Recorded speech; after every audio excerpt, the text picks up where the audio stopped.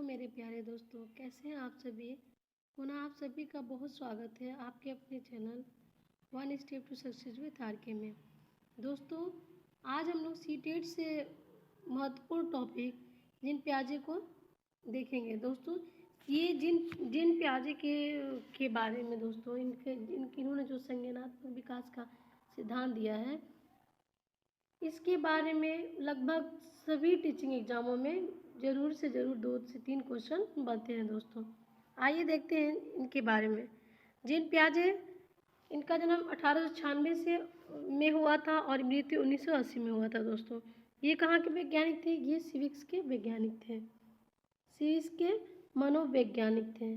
ठीक है ना दोस्तों, जिन्होंने मानव विकास के समस्त पहलुओं को क्रमबद्ध तरीके से उजागर किया, जिसे हम पियाजेट थ्योरी क्या बोलते हैं दोस्तों? पियाजेट थ्योरी एवं संज्ञानात्मक विकास का सिद्धांत के नाम से भी जानते हैं। यानी जीन पियाजे का संज्ञानात्मक विकास के सिद्धांत के नाम से भी जानते हैं। संज्ञानात्मक विकास को परिभाषित करने से पहले इन्होंने यह परीक्षण स्वयं के बच्चों पे ही क्या अप्लाई किया, मतलब अपने बच्चों पे का इन्होंने बहुत ही गहनता से अध्ययन किया। उसके बाद इन्होंने ये विकास के सिद्धांत का प्रतिपादन किया। दोस्तों, उन्होंने अपने बच्चों पे क्या किया, मतलब अपने बच्चों को बहुत ही गहनता से देखा और देखने के बाद से उन्होंने अध्ययन किया उस पर कि बच्चों में के विकास के क्रम के साथ साथ उनके आदतों में या उनकी आदतों में क्या क्या परिवर्तन हो रही है, उनकी अवस्थाओं में कैसे कैसे चेंजिंग आ रही हैं, मतलब रोज़ के रोज़ बच्चा किस किस तरह से परिवर्तन कर रहा है, इसके बारे में उन्होंने अध्ययन किया। और फिर जाके इन्होंने मानव विकास का संज्ञानात्मक विकास का सिद्धांत दिया। दोस्तों, संज्ञानात्मक से आशय था क्या? बौद्धिक विकास, यानी बौद्धिक विकास इसका आशय था। जिन पियाजे के अनुसार बालक का बौद्धिक विकास क्रमबद्ध तरीके से होता है, यानी सीक्वेंस से ये चलता है, क्रमबद्ध चलता है। जैसे बच्चा अगर भूख लगेगा तो वो क्या करता है? रोता है, और रोने के साथ साथ वो क्या करता है? अपने इंद्रियों से यानी अपने सेंस से वो क्या करता है? जताता है कि मुझे क्या चीज़ की ज़रूरत है। आँख, कान, नाक, जीभ, हाथ इत्यादि सब से क्या करता है? वो सबके माध्यम से वो अपनी भावनाओं को प्रकट करता है। तत्पश्चात वो अपने माता पिता का अनुकरण भी करता है, और उसके बाद वो जब ये सब करने के बाद अपने माता पिता का भी क्या करता है? अनुकरण करता है, नकल करता है। उसके बाद वो समाज में आकर सामूहिक क्रियाओं पर बल देता है। बच्चा जब जैसे जैसे बड़ा होने लगता है तो क्या होता है? समाज में जब वो बच्चा आता है तो सामूहिक क्रियाओं को भी वो क्या करने लगता है। दोस्तों, क्रियाओं पर बल देता है, जिससे उसके संज्ञानात्मक विकास में वृद्धि हो जाती है। इन्होंने अपनी अवधारणा में यानी संज्ञानात्मक विकास, अपनी अवधारणा जो कंसेप्ट इनका किस पे था? संज्ञानात्मक विकास पे था, कॉग्निटिव डेवलपमेंट पे था। दोस्तों, इन्होंने कहा कि जैसे जैसे बच्चों की उम्र बढ़ेगी या बढ़ती जाएगी, उसका बुद्धि का भी विकास क्या होगा? बढ़ते जाएगा। बच्चा पहले सरल चीज़ जानेगा, यानी सिंपल सभी चीज़ों को जानेगा। धीरे धीरे बच्चा जैसे बढ़ते जाएगा, ग्रोथ करते जाएगा, वो सारी चीज़ों को वो जानने लगेगा, और कठिन चीज़ों को भी क्या करने लगेगा? अपने उम्र और अनुभव के कारण से वो क्या करेगा दोस्तों? वो सारी चीज़ों को पे अपना आगे देखेंगे। दोस्तों, पियाजे का संज्ञानात्मक विकास यानी पियाजे थ्योरी पे चर्चा करेंगे। दोस्तों, संज्ञानात्मक विकास के पढ़ते कॉन्सेप्ट ऑफ कॉग्निटिव डेवलपमेंट। पियाजे ने अपने सिद्धांत में निम्नलिखित पदों पे विशेष बल दिया है। इन्होंने इन सभी पदों पे क्या किया दोस्तों? विशेष बल दिया है। पहला, अनुकूलन, एडाप्टेशंस, साम्यधारणा, इक्विलिब्रेशंस, संरक्षण, कंजर्वेशंस, संज्ञानात्मक संरचना, कॉग्निटिव स्ट्रक्चर, मानसिक क्रिया, मेंटल ऑपरेशंस, स्कीमा, विकेंद्रीकरण यानी डिसेंटरिंग। इन सभी पे दोस्तों, इन सभी पदों पे इन्होंने क्या किया है? जिन पियाजे ने विशेष बल दिया है। यानी अनुकूलन पे हम लोग चर्चा करेंगे, सामधारणा, संरक्षण, संज्ञानात्मक संरचना, मानसिक क्रिया, स्कीम्स और स्कीमा, इस पे हम लोग दोस्तों आगे देखेंगे। नीचे देखते हैं हम लोग। अनुकूलन, वातावरण के अनुसार अपने आप को ढालना अनुकूलन कहलाता है। क्या कहलाता है दोस्तों? वातावरण के अनुसार अपने आप को ढालना ही क्या कहलाता है? अनुकूलन कहलाता है। एग्जाम्पल के तौर पे अगर कोई व्यक्ति है जो क्या है, मतलब शहर से आया हुआ है वो दोस्तों, एक व्यक्ति है जो भोजपुरी इलाके से है, यानी वो गांव से है और उसकी भाषा क्या है, भोजपुरी है। एग्जाम्पल के तौर पे हम लोग ले रहे हैं दोस्तों। और वो ऐसी जगह पे चला जाता है जहाँ हाई मॉडरेट सिटी है और वहाँ के लोग भी और बोलने का लैंग्वेज जो भी है वो क्या है, भाषा भी उनका चेंज है।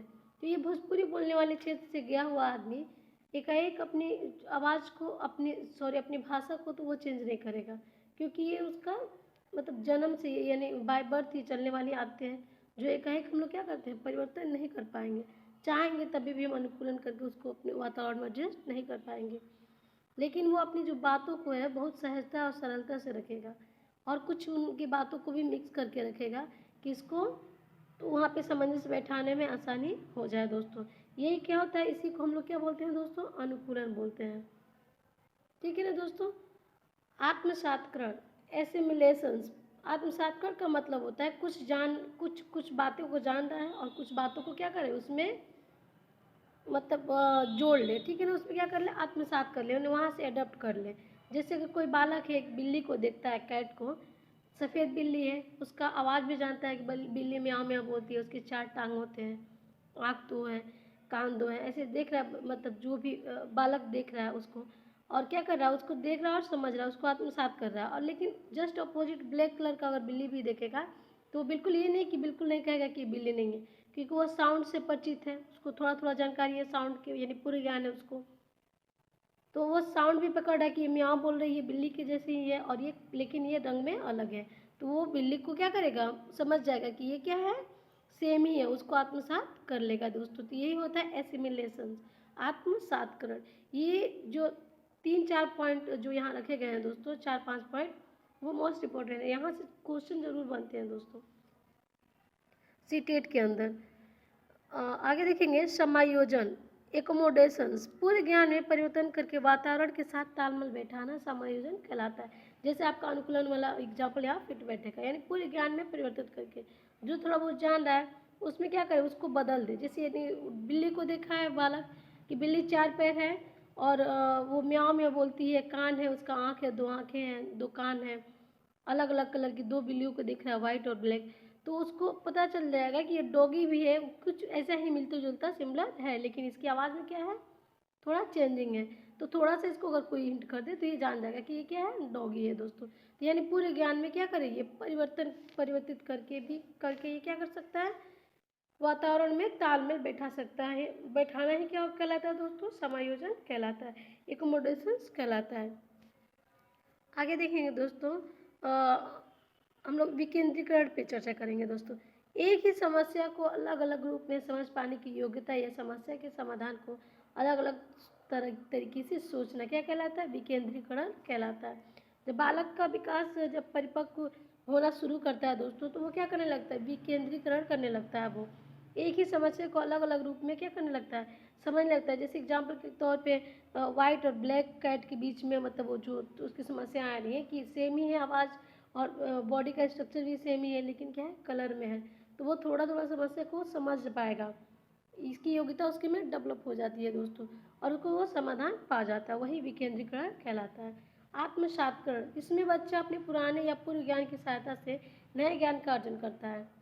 जैसे बच्चा साइकिल सीखता है, उसके बाद वो बाइक सीखने में उसे मदद मिल जाती है, यानी सेम स्ट्रक्चर है, बस चलाने का ही थोड़ा बहुत क्या कर लेता है बच्चा, साइकिल चलाया हुआ रहता है, उसका क्या आत्मविश्वास जो बना हुआ रहता है, फिर थोड़ा बहुत चेंजिंग करके बस बाइसिकल भी चलाना, बाइक भी चलाना सीख जाता है दोस्तों।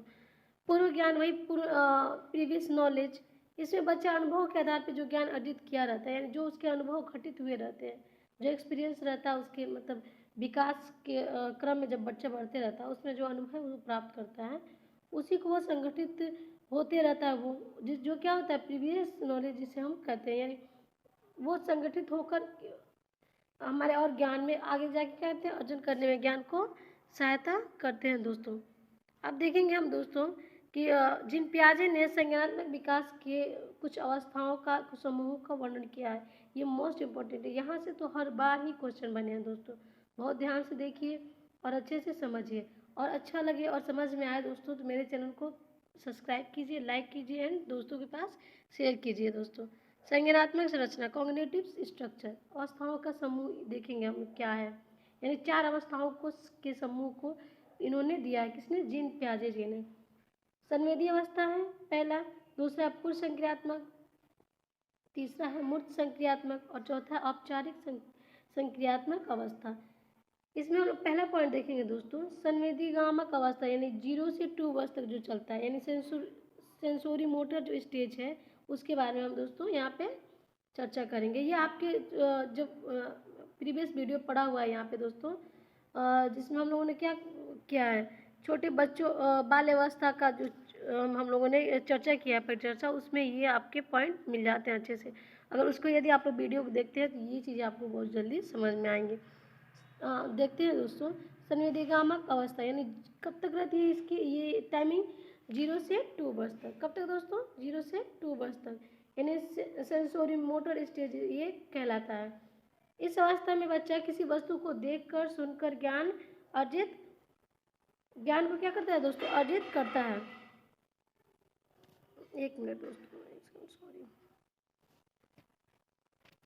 एक सेकेंड दोस्तों, हम लोग आ रहे हैं। हाँ, संवेदीगामक अवस्था यानी 0 से 2 वर्ष तक क्या होती है ये दोस्तों? सेंसोरी मोटर और स्टेज चलती है। इस अवस्था में बच्चा वस्तुओं को देखकर क्या करने लगता है? चीज़ों को सीखने लगता है दोस्तों। अर्थात बच्चा वस्तु को देखकर सुनकर ज्ञात, अर्थात बच्चा वस्तुओं को देखकर और सुनकर ही उस वस्तु को महसूस करने की कोशिश करता है। जैसे अगर बच्चे के सामने कोई पानी पे छपके, सॉरी यहाँ थोड़ा सा मिस्टेक है लिखने में, अगर बच्चे के सामने कोई पानी छपकाए यानी पानी पे छपक करे तो वो भी बिना सोचे समझे क्या करने लगेगा? पानी छपकाने लगेगा, यानी वो तुरंत उसको नकल करने लगेगा दोस्तों, ठीक है ना। आगे देखेंगे दोस्तों, पूर्व संक्रियात्मक अवस्था ये कब तक चलती है? इनका जो काल होता है 2 से 7 वर्ष तक होता है। प्री ऑपरेशनल स्टेज यानी जीन पियाजे थ्योरी में इन्होंने क्या है, इस अवस्था को 2 से 4 वर्ष और 4 से 7 वर्ष 2 भागों में क्या किया है दोस्तों? विभक्त किया है। इसको चर्चा करेंगे हम। 2 से 4 वर्ष की अवस्था में बच्चा अतार्किक चिंतन करता है। क्या करता है दोस्तों? अतार्किक चिंतन करता है, अर्थात जो तर्क करने योग्य ही नहीं है। जैसे कि बच्चे ने गली में एक काले कुत्ते को देखा तो वो पहचान गया, पर जब उसे सफ़ेद कुत्ते को देखा तो वो नहीं पहचान पाता, मतलब थोड़ा सा कंफ्यूज रहता है बच्चा। इस अवस्था में बच्चा अहम केंद्रित होता है और इससे बच्चा ज़्यादा प्रश्न पूछने लगता है कि मतलब ये डॉगी के जैसे ही है लेकिन ये क्यों कलर इसका चेंज है। 2 से 4 वर्ष में दोस्तों बच्चा ऐसे करने लगता है, हम केंद्रित होते हैं, यानी उसके अंदर का ये बहुत ज़्यादा क्वेश्चनिंग उसको वो करना शुरू कर देता है। 4 से 7 वर्ष में दोस्तों की अवस्था में बच्चों को विकेंद्रीकरण, पलटन और संरक्षण का कोई ज्ञान ही नहीं होता। पलटन जैसे बच्चे को यह बता दे कि वो आपकी बहन है तो वो यह नहीं बता पाएगा कि वो उसका भाई है, यानी पलट के उसका आंसर वो नहीं कर पाएगा। विकेंद्रीकरण जैसे आप बच्चे को 2 अलग अलग गिलास, एक पतला और एक चौड़ा दे दो तो वो यह नहीं बता पाएगा कि किस में ज़्यादा पानी आएंगे। इस अवस्था में बच्चा सभी बातों को अपने दिमाग में एकत्रित नहीं कर पाता है दोस्तों। कब? 4 से 7 वर्ष। ये यहाँ से क्वेश्चन बिल्कुल बन पाएंगे दोस्तों, यानी पलटन संरक्षण का कोई ज्ञान नहीं होता। वो कब होता है? वो आपका होता है 4 से 7 वर्ष की अवस्था में बच्चों को। और ये 4 से 7 वर्ष में ये बच्चे ये करते हैं, वो पानी के बीच में अंतर नहीं कर, यानी चौड़ा और पतला का फर्क नहीं कर पाएंगे। जो चीज़ बोला जा रहा है उसका पलट के उसका रिलेशनशिप वो नहीं जोड़ पाएंगे दोस्तों। मूर्त संक्रियात्मक अवस्था 7 से 11 वर्ष यानी कॉन्क्रीट स्टेज जिसको बोलते हैं। क्या बोलते हैं दोस्तों? Concrete stage. मूर्ति यानी जिसका कोई रूप हो, आकार हो, रंग हो, अर्थात जिसको हम देख सके, छू सके। इस अवस्था में बच्चा मूर्त चिंतन करता है। जैसे जब बच्चा कोई नया खिलौना देखता है तो उसके बारे में मूर्त चिंतन करता है, उसकी बनावट, उसका आकार और रंग आदि। यानी अगर बच्चे को दे दिया जाए कोई भी खिलौना तो उसको ज़रूर वो देखेगा चारों तरफ और मतलब जानने की कोशिश करेगा कि ये कैसे बना है ये खिलौना, और इसका ये आकार क्यों, इस आकार को इसको दिया गया है, और इसके रंग को क्यों इसी रंग से कलरिंग किया गया है। ये मूर्ति चिंताएं बच्चा क्या करने लगता है दोस्तों? 7 से 11 वर्ष की आयु में कॉन्क्रीट स्टेज में बच्चा सोचना शुरू कर देता है। आगे देखेंगे दोस्तों, औपचारिक संक्रियात्मक अवस्था यानी 11 से 15 वर्ष, फॉर्मल स्टेज इसको हम बोलते हैं। क्या बोलते हैं दोस्तों? फॉर्मल स्टेज इसको हम लोग बोलते हैं। इसे अमूर्त संक्रियात्मक अवस्था भी कहा जाता है। क्या कहते हैं दोस्तों? इसे अमूर्त संक्रियात्मक अवस्था भी कहा जाता है। इसमें बच्चे मूर्त चिंतन के साथ साथ अमूर्त चिंतन भी करने लगते हैं। अमूर्त का अर्थ है प्रेम, सहानुभूति, न्याय, स्वतंत्रता, अर्थात जिसको वो महसूस कर रहा है या किया जा सके। यानी बच्चा जब 11 से 15 वर्ष का आयु हो जाएगा तो वो चिंतन तो करेगा, अमूर्त चिंतन भी करेगा कि कैसे बना, क्या बना, खिलौने के बारे में अपनी चिंताएं और अपनी जिज्ञासाओं को प्रकट करेगा दोस्तों। लेकिन जब बच्चा 11 से 15 यानी फॉर्मल स्टेज में आ जाएगा तो वो समझेगा भी कि किसी से जुड़ा, यानी माँ बाप से जुड़ा, प्रेम को, नफरत को, डांट फटकार, ये सभी को बहुत अच्छे से बच्चा क्या करने लगता है, समझने लगता है दोस्तों। ये चारों क्या थे? ये चारों थे आपके संज्ञानात्मक संरचना, मतलब कॉग्निटिव स्ट्रक्चर थे। किसके? जीन पियाजे ने 4 जो अवस्थाएं का जिक्र किया है, अवस्थाओं का, उनके बारे में हम लोगों ने पढ़ा। पहला था संवेदीगामक अवस्था 0 से 2 वर्ष, सेंसरी मोटर स्टेज। दूसरा था पूर्व संक्रियात्मक अवस्था 2 से 7 वर्ष, प्री ऑपरेशनल स्टेज। और तीसरा था मूर्त संक्रियात्मक अवस्था, यानी 7 से 11 वर्ष चलता है, कॉन्क्रीट स्टेजेस भी इसे बोलते हैं। चौथा था औपचारिक संक्रियात्मक अवस्था 11 से 15 वर्ष, इसे फॉर्मल स्टेज भी कहते हैं दोस्तों।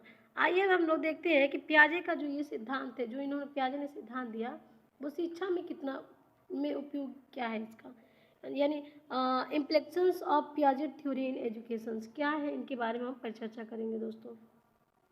देखेंगे, एक मिनट दोस्तों। इस सिद्धांत में बालक को सब क्रिया द्वारा सीखने पर बल दिया गया, यानी जो ये अवस्थाएं हैं, यानी पियाजेट का जो थ्योरी है, इसमें बालक को क्या किया है, स्वयं क्रिया करे, यानी बच्चा खुद करे और खुद सीखे, इस पर बल दिया गया है। पियाजे ने अनुकरण व खेल को महत्व दिया और शिक्षक को इन विधियों से पढ़ाना चाहिए। यानी पियाजे ने क्या किया कि खेल विधि से बच्चों को कोई भी चीज़ क्या किया जाए, सिखाया जाए। और बहुत सारे स्कूल में ये काम होता भी है दोस्तों। सीखने में प्रगति न करने वालों को दंड नहीं देना चाहिए, यानी जो बच्चा है सीखने में प्रगति नहीं कर रहा, उसे कोई दंड नहीं देना चाहिए। यानी औचित्य ये है कि उसे हम दूसरा कोई और रास्ता दिखाएं। पियाजे ने संज्ञानात्मक विकास के अनुसार विभिन्न श्रेणियों को विभाजित किया, उसी के अनुसार किसी भी आयु के लिए पाठ्यक्रम निर्माण करना चाहिए। पियाजे ने बुद्धि का मापन उसके व्यवहार, उपयोग, वातावरण के साथ अंतःक्रिया की क्षमता के रूप में लिया जाता है। बुद्धि परीक्षण निर्माण में व्यवहारिक रूप से प्रयोग से संबंधित क्रियाओं का उपयोग करना चाहिए, यानी एक्टिविटी करा के उसके बुद्धि परीक्षण का निर्माण कराना चाहिए दोस्तों। पियाजे के सिद्धांत के अनुसार चालक, ड्राइवर जो होता है, और अभिप्रेरणा, मोटिवेशनल जो होता है, अधिगम एवं विकास के लिए आवश्यक है। यानी पियाजे के सिद्धांत के अनुसार, यानी जो है चालक, यानी जो स्वयं जो कर रहा है, वो जैसे मतलब जो बच्चा है उसका जो स्टेज है वो क्या रहा है, बढ़ रहा है, वो क्या करे, उसका अभिप्रेरणा, मोटिवेशन, अधिगम एवं विकास के लिए आवश्यक है। यानी बच्चे को मोटिवेशन में लाना, उसको मोटिवेशन, उसके अभिप्रेरणा को क्या करना, जागृत करना दोस्तों, और उसको अच्छी राह पे लेके जाना, अच्छी ट्रैक पे ले जाना ही उसके अधिगम, यानी उसे सीखने की शक्ति को बढ़ावा देता है। और ये सीखने के लिए बहुत ज़्यादा ज़रूरी है। अगर ये हो जाए तो बच्चे क्या करेंगे, कक्षा के अंदर भी अच्छा परफॉर्मेंस कर पाएंगे दोस्तों, यानी वो क्लास में भी आएंगे और जो चीज़ें दी जाएंगी उनके बारे में वो अच्छा कर पाएंगे। पियाजे के सिद्धांत पियाजे के अनुसार सीखना बालक के स्वयं और उसके पर्यावरण से अंतःक्रिया के फलस्वरूप होता है। यानी बालक कितना सीख रहा है उसके स्वयं की और पर्यावरण से अंतःक्रिया, यानी पर्यावरण, उसका वातावरण क्या है, उसके दौरान, उसके फलस्वरूप ही वो सीख पाता है। यानी उसके अनुसार उसको क्या दिया जाएगा, इन्वायरमेंटल चीज़ें मिलेंगी, उसके अनुकूल जो चीज़ें होंगी, उससे क्या करेगा, बच्चा ज़्यादा सीखेगा। अतः शिक्षकों एवं अभिभावकों को बालकों के लिए उचित मार्गदर्शन कराना चाहिए। यानी यही होना चाहिए कि अगर बच्चा को हम लोग टीच करा रहे हैं तो उसे क्या करें, उचित मार्ग दिखाएं और उसे अच्छी सलाह दें। ठीक है ना दोस्तों, तो ये थे कि पियाजे का सिद्धांत का शिक्षा में उपयोग क्या है, इम्प्लिकेशंस ऑफ पियाजे थ्योरी इन एजुकेशन। यही है कि बच्चों को खेल खेल में सिखाएं। कोई बच्चा अगर गलती कर देता है तो उसको हम लोग क्या करें, दंड ना दें, बल्कि उसे और अलग तरीके से सिखाने के लिए अभिप्रेरित करें। और बच्चा अगर अंतःकरण, यानी पर्यावरण उसको अच्छा मिल जाएगा, उसको माहौल अच्छा मिल जाएगा, तो बच्चा अपने आप क्या करेगा दोस्तों, सीखना शुरू कर देगा। उसे बहुत ज़्यादा रटाने और समझाने की ज़रूरत नहीं पड़ेगी दोस्तों। उम्मीद है कि आपको ये समझ में आई होंगी जीन पियाजे की थ्योरी, और आपके एग्ज़ाम के लिए बहुत ज़्यादा हेल्पफुल होंगी। आज के लिए बस इतना ही, तब तक के लिए बहुत बहुत धन्यवाद दोस्तों।